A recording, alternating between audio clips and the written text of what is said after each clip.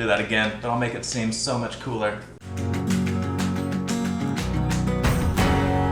Hey, Tim here, and you and I are gonna walk through a recipe for braised chicken.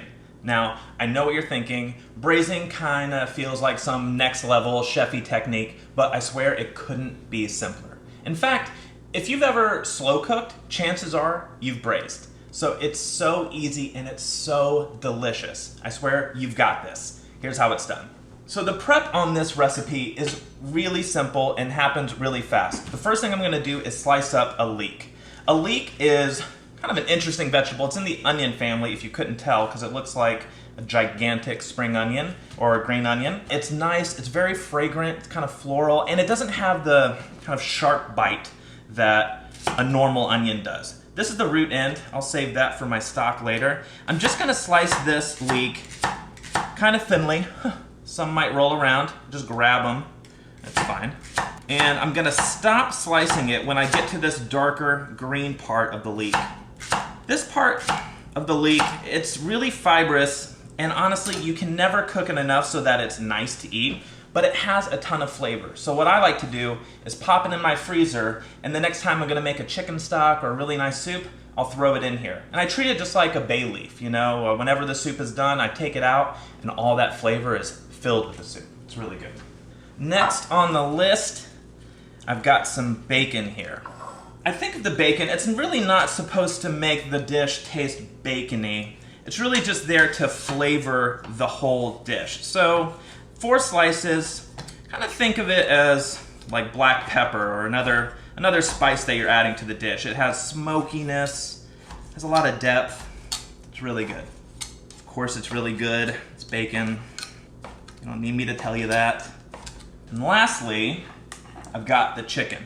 I'm using chicken thighs and chicken legs because they really hold up to that temperature, that slow braising temperature, and they just become more delicious the longer they cook. So we're gonna season this chicken with 2 teaspoons of lemon pepper rub. Just add a ton of flavor. Give it that lemon fragrance, which is so nice. So a teaspoon on the top. Flip all of this over. And that is all the prep we have to do for this recipe, right? Couldn't be simpler. So let's get cooking. So I'm using a 6-quart enameled cast iron Dutch oven, and this thing is the perfect thing for braising because it really holds on to heat and it just never lets it go. So whether you're braising on the stovetop like I'm doing with this chicken or in the oven, it's going to maintain that kind of low and slow temperature that we're really looking for with this. First thing I'm gonna do is heat this on medium-high heat, and we're gonna cook that bacon. It's really gonna give us a lot of flavor. All right, so the bacon is nice and crisp, and I'm just gonna pull it out and we're gonna start searing our chicken.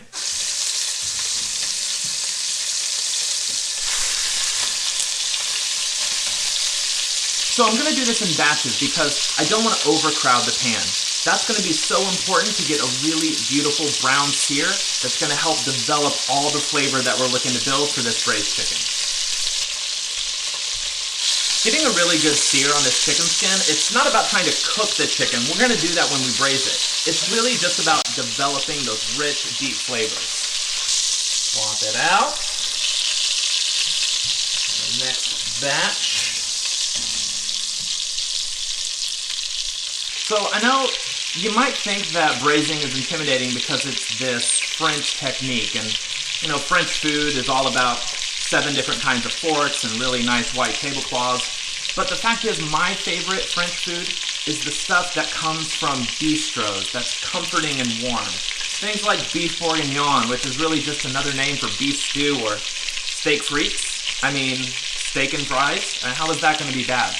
These are really simple, delicious comfort foods that you don't have to go to a French restaurant to experience. You can make them yourself at home, and it's so good. All right, guys, that is looking good. This is what we're after. Chicken is seared.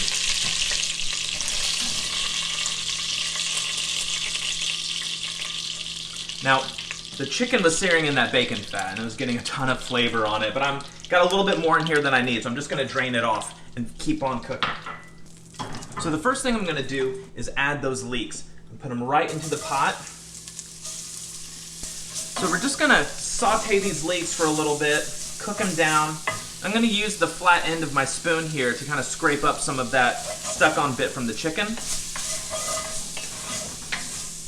And now we're gonna add 4 cloves of garlic. All right, I don't know about you, but as soon as garlic hits the pan, fills the house, and I just feel like I'm cooking. It is so good. Okay, at about this point, you're probably thinking, the bottom of this pan is so dark, and I'm never gonna be able to clean it, but don't worry. You just have to stay calm, and remember, we're about to add some white wine.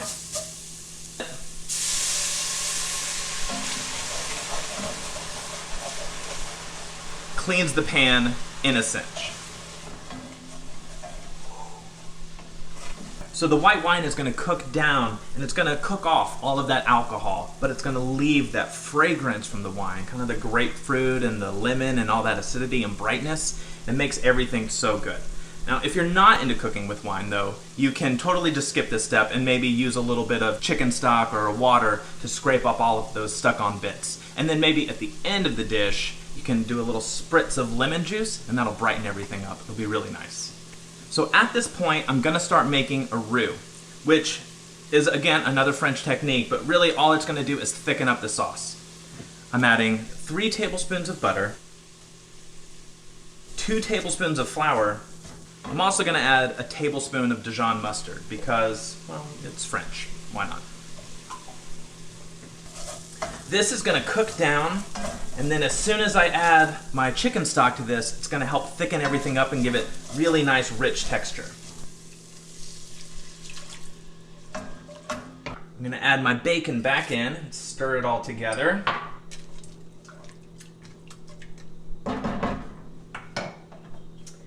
And put my chicken back in the pot. Just kind of nuzzle everything in. Okay, the last thing I'm gonna add to really help develop the flavor is fresh thyme, which has got to be my favorite herb. It gives everything such a rich, deep flavor. I love it. And I'm not even gonna take it off the stem. I'm just gonna put it all together in the pot, and then I can take it all out whenever it's done cooking. And at the very end, I'm gonna top it with spinach. And I'm not actually gonna stir the spinach in, because it would kind of overcook if I did that. This just lets it cook really gently right on top. Okay, lid on, turn the heat down to medium-low. Just gonna let it do its thing for about 12 to 15 minutes. That chicken is gonna get really tender, really juicy, and so flavorful. All right, here we go. I love this part. Yeah. Always pays off. This looks so good. We've got the chicken that's been braising, and that white wine and the stock.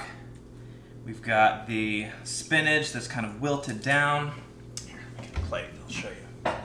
And you can serve this with mashed potatoes. You can serve it with rice. It's great with roasted potatoes as well.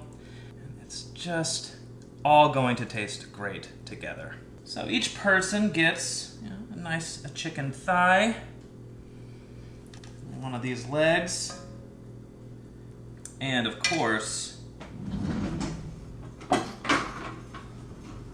some of that great braising liquid. Pour it all over the top. And there you have it.